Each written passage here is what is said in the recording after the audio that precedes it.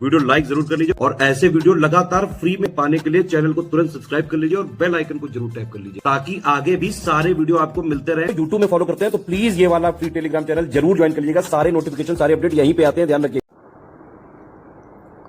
नमस्कार साथियों, स्वागत है आप सभी का स्टडी फॉर सिविल सर्विसेज में। ये क्लास है हमारी एनिशिएंट इंडिया के टॉपिक वैदिक सभ्यता की और ये वैदिक सभ्यता की अंतिम क्लास होगी। ठीक है, चलिए, इसमें हमने शुरू किया था उत्तर वैदिक कालीन जो समाज था, अर्थव्यवस्था थी, उसके बारे में। उनमें 2 पॉइंट हमने जो है यहाँ पर पढ़ लिए थे कि स्तूप का उल्लेख सबसे पहले ऋग्वेद में है और महाभारत में कुल 18 पर्व हैं, जिनमें सबसे इम्पोर्टेंट है भीष्म पर्व 6 नंबर का, जिसमें उल्लेख है गीता का, श्रीमद् भगवद गीता, जो भगवान कृष्ण ने अर्जुन को युद्ध के मैदान में सुनाई थी। ऋग्वेद में धान्यकृत शब्द का प्रयोग ओसने वाले के लिए हुआ है। ओसते ना धान को, मतलब अनाज को ओसने वाला ऊपर से गिराता है, उसके लिए हुआ है।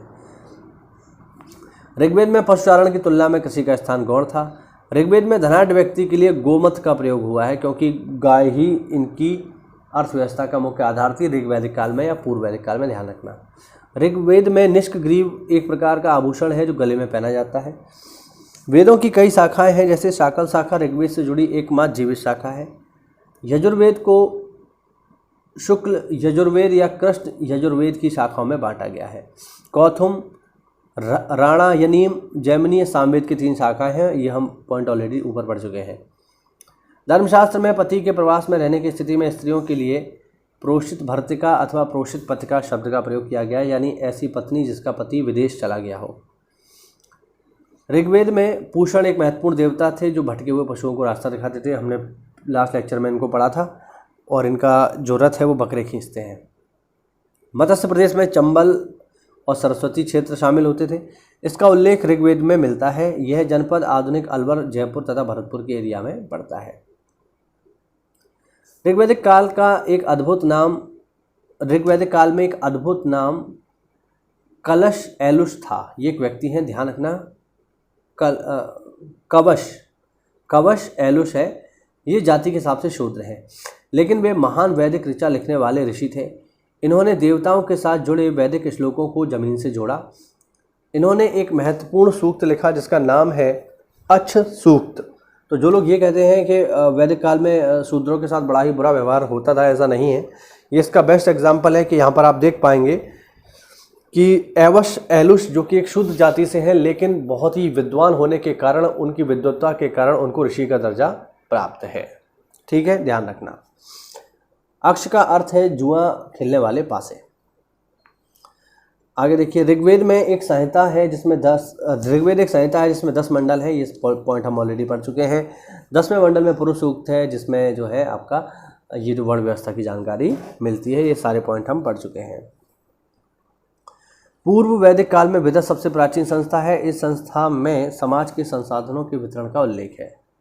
शुक्ल यजुर्वेद का केवल एक ब्राह्मण ग्रंथ शतपथ है। यह सबसे प्राचीन और सबसे बड़ा ब्राह्मण है, मैंने आपको पहले बताया। शतपथ ब्राह्मण में जल प्लावन कथा, पुनर्जन्म कथा, उर्वशी आख्यान, राम कथा, ये सब मिलता है। अवतारवाद की सबसे पहली चर्चा कहाँ है? भगवद गीता में है। अवतार टोटल हो चुके हैं 10। ठीक है, 10वां अवतार अभी हुआ नहीं है, होना बाकी है। चित्रित धूसर मृदभांड, मृदभांड का मतलब होता है मिट्टी के बर्तन। चित्रित का मतलब है जिन पर पेंटिंग किया गया है। धूसर का मतलब है ग्रे, ग्रे जो कलर होता है उसे धूसर कहते हैं, तो इसे बोलते हैं painted grey ware.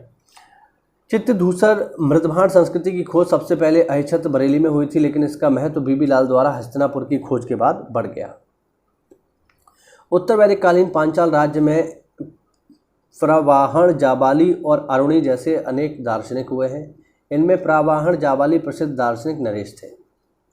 Hind European भाषा का सबसे पुराना उदाहरण इराक में पाए गए 2200 ईसा पूर्व के एक अभिलेख में मिलता है। वेदों को सही ढंग से पढ़ने के लिए वेदांगों की रचना हुई, मैं आपको पहले बता चुका हूँ। टोटल 6 हैं: शिक्षा, कल्प, व्याकरण, निरुक्त, छंद और ज्योतिष। ठीक है, छंद पद्य में है, यानी इसको गाया जा सकता है। इसे चतुष्पदी व्रत भी कहा जाता है। पिंगल द्वारा रचित छंद शास्त्र इसका प्राचीनतम ग्रंथ है, याद रखना। प्रस्थान त्रयी के अंतर्गत भागवत का उल्लेख नहीं है, बल्कि भागवत गीता, उपनिषद और ब्रह्मसूत्र का उल्लेख है, ध्यान रखना। प्रस्थान त्रयी में कौन कौन आता है? भागवत गीता, उपनिषद और ब्रह्मसूत्र। ठीक, भागवत अलग है और भगवत गीता अलग है, ठीक है ना, ध्यान रखना दोनों में अंतर है। भगवत गीता का मतलब हो गया कि जो महाभारत का 6वां अध्याय है, और भागवत एक पुराण है, ध्यान रखना दोनों में अंतर है। ऐसा मत सोच लेना कि एक ही बात है कि यार यहाँ भी लिख दिया यहाँ भी लिख दिया, नहीं, दोनों में अंतर है। युद्ध का प्रारंभ मनुष्यों के मस्तिष्क में होता है, ये कथन अथर्ववेद में लिखा हुआ है। ऋग्वेद को प्राचीनतम भारतीय संस्कृति की आधारशिला कहा जाता है क्योंकि इसमें भारत की प्राचीनतम सामाजिक, आर्थिक, धार्मिक तथा राजनीतिक स्थिति का वर्णन मिलता है। इसमें अच्छा चलिए आगे देखो। ऋग्वैदिक कालीन साहित्य में मुख्यतः 3 नगरों का उल्लेख मिलता है, जिसमें अयोध्या का वर्णन अथर्ववेद में भी आया है। इसी ग्रंथ में तक्षक नामक व्यक्ति को वैशाली का निवासी बताया गया है तथा बिंबिसार को काशी का राजा बताया गया है। ऋग्वैदिक काल में अश्वत्थ वृक्ष पीपल वृक्ष को कहा जाता था। प्राचीन भारत में जो विधवा पुनर्विवाह कर लेती थी उसे पुनर्भू कहा जाता था। बालखिल्य का संबंध ऋग्वेद से है, ध्यान रखना। अथर्ववेद में वर्णित प्रथम कृषि वैज्ञानिक पृथुवैन्य थे, इनको हम ऑलरेडी पढ़ चुके हैं ऊपर। और लास्ट पॉइंट वैदिक सभ्यता का, ऋग्वेद में सर्वाधिक लोकप्रिय छंद त्रिष्टुप है, ध्यान रखना सबसे लोकप्रिय छंद कौन सा है? त्रिष्टुप। ये 4253 बार आया है। इसके बाद गायत्री छंद है, इसके बाद शक्ति छंद है, ध्यान रखना। गायत्री छंद में सबसे कम 24 शब्द तथा जागती छंद में सर्वाधिक 48 छंद होते हैं। चलिए, ये वो आज का हमारा टॉपिक पूरा कंप्लीट। वैदिक सभ्यता को हमने पूरा का पूरा कवर किया। अगली क्लास होगी हमारी बौद्ध धर्म के ऊपर। चलिए मिलते हैं अगली क्लास में साथियों, तब तक के लिए जय हिंद, जय भारत, वंदे मातरम।